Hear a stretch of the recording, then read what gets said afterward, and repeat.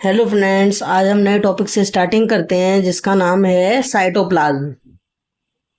चलिए चलते हैं हम अपने टॉपिक की तरफ।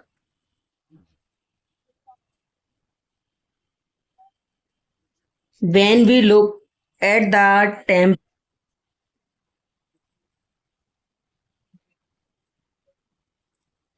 temporary mount of onion peel as well as human chick cells, we can see large region of each enclosed by cell membrane। जैसा कि आप देख सकते हैं, जो हमारे टेम्पररी माउंट्स होते हैं, ह्यूमन चीक सेल होता है और ऑनियन का जो छिलका होता है, इन सब में हमारे पास काफ़ी ज़्यादा बड़ा रीजन होता है एक एनक्लोज्ड सेल मेम्ब्रेन का, जो कि बंद होता है। आगे चलते हैं। This region takes up very little space. ये जो रीजन होता है वो काफ़ी छोटा एक दाग छोड़ता है और उसको हम बोलते हैं, it is called the cytoplasm. इसको हम लोग बोलते हैं cytoplasm. The cytoplasm is the fluid contents inside the plasma membrane. It also contain many specialised cell organelles. जो साइटोप्लाज्म होता है वो एक फ्लूइड को कंटेन करता है अपने अंदर प्लाज्मा मेम्ब्रेन में, और वो काफ़ी ज़्यादा चीज़ों को अपने अंदर स्पेशलाइज्ड सेल ऑर्गन्स भी रखता है। जैसे कि हम फॉर एग्जांपल मान सकते हैं endoplasmic reticulum, Golgi apparatus, vacuole, माइक्रोकोन्डिया। इसके बारे में हम आगे पढ़ेंगे। आगे चलते हैं।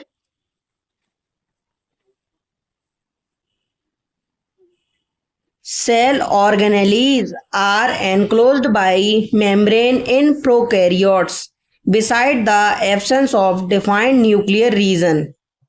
इसमें ये बताया गया जो हमारे पास सेल ऑर्गेनेलीज होती हैं वो क्लोज्ड होती हैं अपनी मेम्ब्रेन्स में, और जो प्रोकैरियोट्स होता है उसके पीछे की तरफ वो एब्सेंट होती हैं उनके न्यूक्लियर रीजन में। और जो इसमें सेल्स बनते हैं हम उसको बोलते हैं मेम्ब्रेन बाउंड सेल ऑर्गेनेलीज।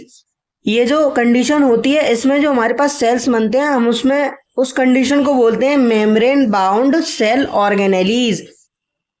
आगे चलते हैं। आर ऑल्सो एब्सेंट, इसमें ये भी एब्सेंट होती हैं।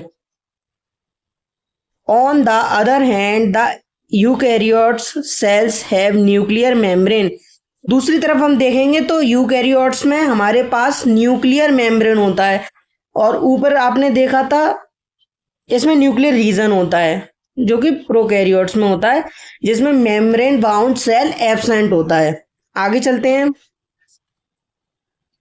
As well as membrane enclosed organelles, इसमें मेम्ब्रेन एनक्लोज्ड होती हैं यूकैरियोट्स में। The significance of membranes can be illustrated with the example of virus. Virus lack any membrane and hence do not show characteristic of life until they enter a living body and use its cell machinery to multiply। इसमें हमें ये बताया गया है जो हमारे पास membrane होती है उसके जो सिग्निफिकेंस है उसको हम एक एग्जाम्पल के तौर पे समझते हैं।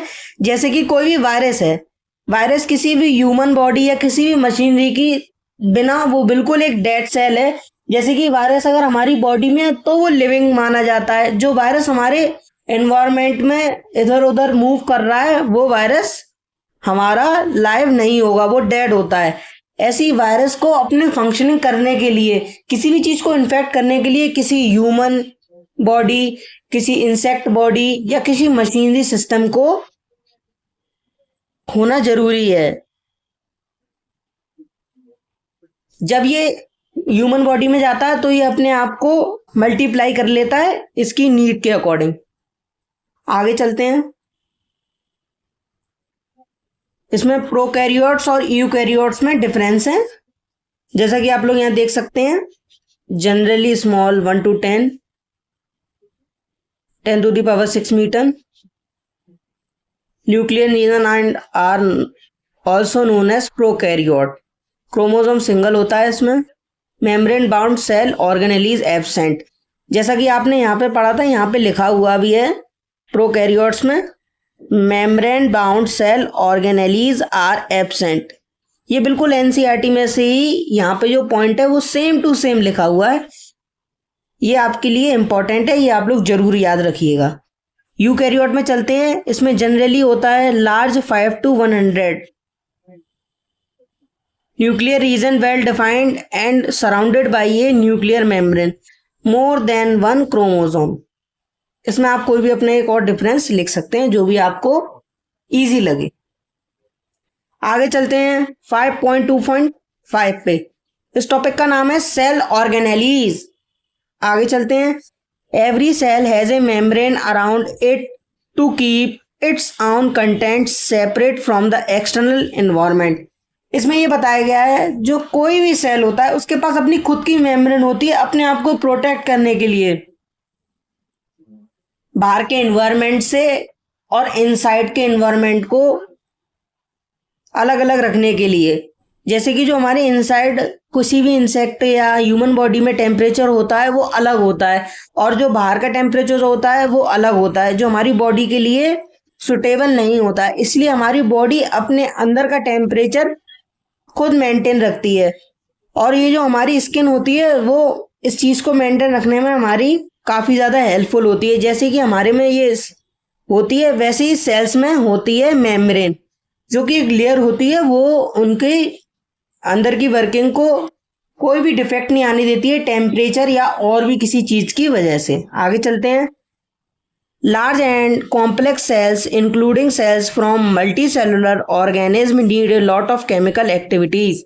इसमें ये बताया गया ये काफ़ी ज़्यादा बड़े होते हैं और काफ़ी ज़्यादा कॉम्प्लेक्स होते हैं। कॉम्प्लेक्स वो होता है जो एक चीज़ से ना बने, वन और टू या मोर थिंग्स। इसमें हमारे पास सेल्स आते हैं, और मल्टी सेलुलर का मैंने आपको मतलब बताया था, जहां भी यूनी लिखा हो, uni is equals to single, multi is equals to one, two या मोर देन, अपनी अपनी कंडीशन के हिसाब से होता है। यूनी माने सिंगल होता है, मल्टी माने डबल होता है। इसमें जो बैक्टीरिया होता है उसे काफी ज्यादा केमिकल एक्टिविटीज की नीड होती है। आगे चलते हैं। To support their complicated structure and function. ये इनके जो केमिकल एक्टिविटीज होती हैं ये इनके एक्टिविटीज और डिफरेंट काइंड्स ऑफ फंक्शंस को परफॉर्म करने के लिए जरूरी होती हैं। To keep this activities of different kind separate from each other, these cells use membrane bound little structure और ऑर्गेनेलीज विद देमसेल्फ।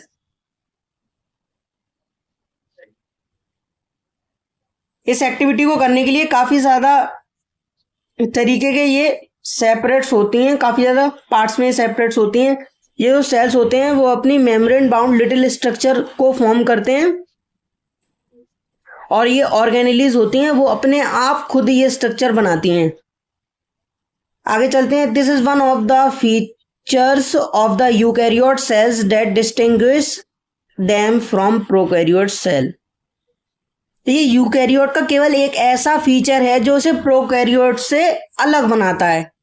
डिस्टिंग्विश का मतलब होता है या डिफरेंस मान लो या इन दोनों में अंतर मान लो, जो भी आपको अच्छा लगे वो आप बोल सकते हैं या समझ सकते हैं।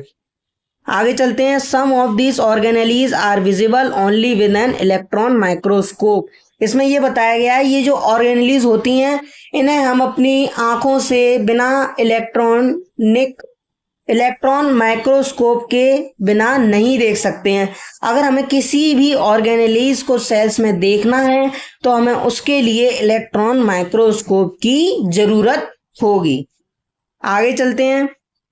We have talked about the nucleus in a previous section. हमने न्यूक्लियस के बारे में इससे पिछले सेक्शन में पढ़ा ही था। आगे चलते हैं। Some important example of cell organelles which will discuss now are endoplasmic reticulum, Golgi apparatus, lysosome, mitochondria, plastids and vacuoles. They are important because they carry out some very crucial functions in cell.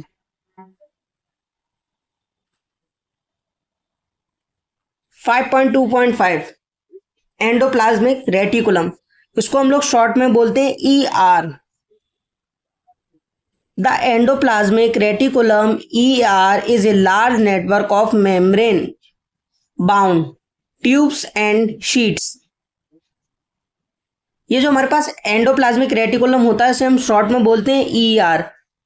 इसमें काफी ज्यादा large work होता है, network में membrane होते हैं, इसमें काफी ज्यादा छोटे छोटे ट्यूब होते हैं, इसको हम लोग बोलते हैं मेम्ब्रेन बाउंड नेटवर्क। काफी ज्यादा एक बॉक्स में छोटे छोटे तरीके के ट्यूब्स होते हैं जिसमें ये कंटेन होते हैं। It looks like long tubules और राउंड ऑब्लॉन्ग बैक्स वेसिकल्स। ये काफी ज्यादा बड़े होते हैं और राउंड शेप में होते हैं, ऑब्लॉन्ग बैक्स होते हैं, इसको हम लोग बोलते हैं vesicles. The ER membrane is similar in structure to the plasma membrane. इसमें ये बताया गया जो एंडोप्लाज्मिक रेटिकुलम होता है वो काफी ज्यादा दिखने में एक हद तक बिल्कुल मिलता है प्लाज्मा मेम्ब्रेन से। आगे चलते हैं। There are 2 types of ER rough endoplasmic reticulum, जिसे हम बोलते हैं शॉर्ट में RER, and smooth endoplasmic reticulum SER। RER looks rough under a microscope because it has particles called ribosomes attached to its surface। इसमें जो पहला हमारे पास बताया था वो है रफ एंडोप्लाज्मिक रेटिकुलम और जो दूसरा बताया था वो है स्मूथ एंडोप्लाज्मिक रेटिकुलम, जिसे हम लोग बोलते हैं SER शॉर्ट फॉर्म में। जो RER है उसको हम लोग बोलते हैं रफ एंडोप्लाज्मिक रेटिकुलम, जो कि रफ होता है, अंडर ए माइक्रोस्कोप हम इसे देख सकते हैं। ये रफ इसलिए होता है क्योंकि इसके अंदर जो पार्टिकल्स होते हैं इसको हम लोग बोलते हैं राइबोसोम्स, जो कि इसकी सरफेस से अटैच होते हैं। आगे चलते हैं। The ribosomes which are present in all active cells are the sites of protein manufacture. ये जो हमारे पास राइबोसोम्स होते हैं वो हमारे प्रेजेंट होते हैं और सब वर्किंग में होते हैं, जो कि सेल में होते हैं, और ये हमारी साइट ऑफ प्रोटीन मैन्युफैक्चर है। ये हमारी एक वो जगह है जहाँ पे प्रोटीन बनाया जाता है सेल्स में। आगे चलते हैं। The manufactured protein are then sent to various places in the cell depending on need using the ER। इसमें ये बताया जा रहा है कि जब हम लोग प्रोटीन को बनाते हैं तो एंडोप्लाज्मिक रेटिकुलम में क्या प्रोसेस होती है। आगे चलते हैं। इसमें दिया हुआ है द SER माने होता है स्मूथ एंडोप्लाज्मिक रेटिकुलम, जो हमारा हेल्प करता है फैट मॉलिक्यूल्स को बनाने में और लिपिड्स को बनाने में। लिपिड्स और प्रोटीन एक नहीं होते हैं, वो अलग अलग होते हैं, इस चीज को आप लोग याद रखिएगा। Important for cell function, some of these proteins and lipids help in building the cell membrane। ये काफी ज्यादा इंपॉर्टेंट फंक्शन होता है, जो कि प्रोटीन और लिपिड्स हमारे सेल को आगे बनने में काफी ज्यादा हेल्पफुल होते हैं, जो हमारे एक सेल मेम्ब्रेन को बनाने के लिए काफी ज्यादा महत्वपूर्ण भी हैं। आगे चलते हैं। Some other proteins and lipids function as enzymes and hormones. Although the ER varies greatly in appearance in different cells, it always forms a network system। इसमें ये बताया गया है ये प्रोटीन और लिपिड्स हमारा एंजाइम की तरह भी वर्क करते हैं और ये हार्मोन भी फंक्शनिंग में होते हैं। इसमें ये बताया गया है एंडोप्लाज्मिक रेटिकुलम होता है, उसमें काफी ज्यादा अपीयरेंस होता है, डिफरेंट टाइप्स में सेल्स होते हैं और ये एक नेटवर्क सिस्टम भी फॉर्म करता है, जो कि हमने सबसे पहले ही पढ़ा था। आगे चलते हैं। इससे पहले हम आपको एक डायग्राम दिखाना चाहते हैं जिसके थ्रू हम इसे समझने की कोशिश करेंगे। ये रहा हमारा डायग्राम, इसमें आप लोग देख सकते हैं ये सारी चीजें हैं जो मैंने आपको समझाई हैं। ये जो पार्ट जा रहा है इसको हम लोग बोलते हैं एंडोप्लाज्मिक रेटिकुलम, और ये जो बाहर की लाइन है इसको हम लोग बोलते हैं लेयर को सेल मेम्ब्रेन, और ये पार्ट जो यहाँ से जॉइंट है इसको हम लोग बोलते हैं गोल्गी कॉम्प्लेक्स। गोल्गी एपरेटस नहीं, not Golgi apparatus, this is called Golgi complex. ये जो बाहर मैंने बनाया है स्ट्रक्चर इसको बोलते हैं मेम्ब्रेन रिसेप्टर। यहाँ पे ये जो पार्ट्स दिख रहे हैं इसको हम लोग बोलते हैं माइट्रोकॉन्ड्रिया। माइट्रोकॉन्ड्रिया,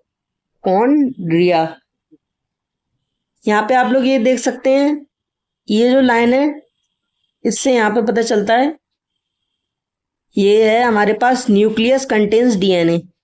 ये जो हमारे पास स्ट्रक्चर है ये कंटेन करता है न्यूक्लियस।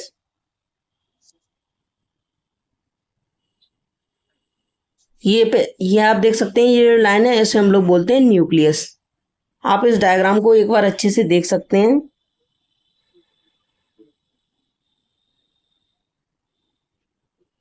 ये डायग्राम इंपॉर्टेंट है, अगर आप चाहें तो स्क्रीनशॉट ले लें, और अगर आपको बनाना है तो आप बना भी सकते हैं।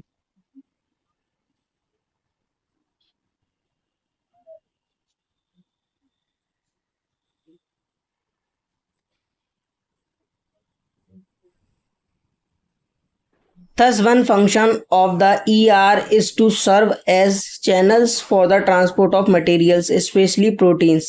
इसमें ये बताया गया है जो हमारे पास कुछ फंक्शंस होते हैं एंडोप्लाज्मिक रेटिकुलम्स के, जो हमारे चैनल को सर्व करते हैं for the transport of materials specially protein.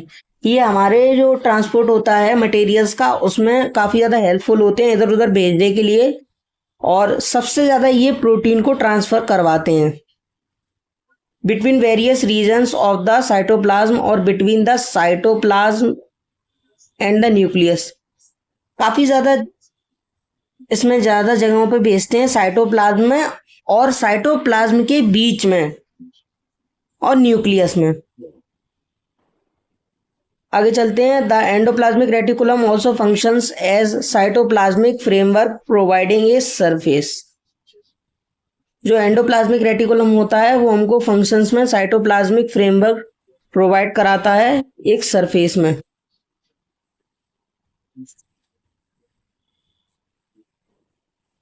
For some of the biochemical activity of the cell, ये हमारा बायोकेमिकल एक्टिविटीज को सेल में भी कराता है। In the liver cells of the group of animals called vertebrates, ये जो लीवर सेल्स में होता है एनिमल्स के इसको बोलते हैं वर्टिब्री। ये आपको चैप्टर नंबर 7 में पढ़ने को मिलेगा। SER plays a crucial role in detoxifying many poisons and drugs. जो हमारे पास स्मूथ एंडोप्लाज्मिक रेटिकुलम सिस्टम होता है वो काफ़ी ज़्यादा इंपॉर्टेंट रोल बनाता है detoxifying many poisons and drugs, इन मेडिसिन को बनाने के लिए और प्योरीफाई करने के लिए। Thank you. अगर आपको ये वीडियो पसंद आया हो तो कमेंट, सब्सक्राइब, लाइक, शेयर जरूर करें। मिलते हैं आगे के पार्ट में।